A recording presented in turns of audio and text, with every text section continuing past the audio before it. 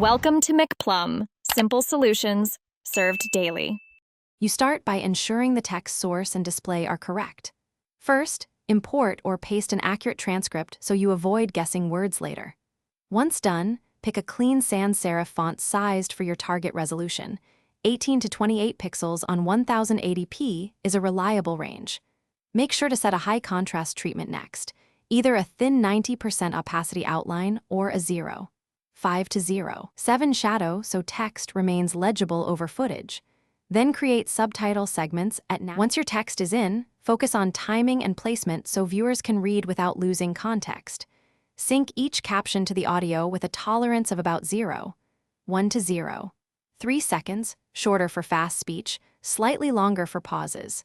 Make lines concise. Aim for 32 to 42 characters per line and never more than 2 lines on screen at once. Position subtitles in the bottom third and keep safe margins of 5 to 8% to avoid overlays or UI elements. To finish, polish consistency and test across devices. Use consistent capitalization and punctuation. Avoid all caps because it reads as shouting, and apply speaker labels only when needed.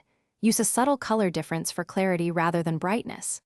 Once styled, export a usable format like SRT or VTT, then preview on phone, tablet, and desktop to confirm size and contrast. If captions are hard to read, increase outline opacity or nudge font size up slightly. That single tweak fixes most legibility. Thanks for watching. Stay juicy and subscribe.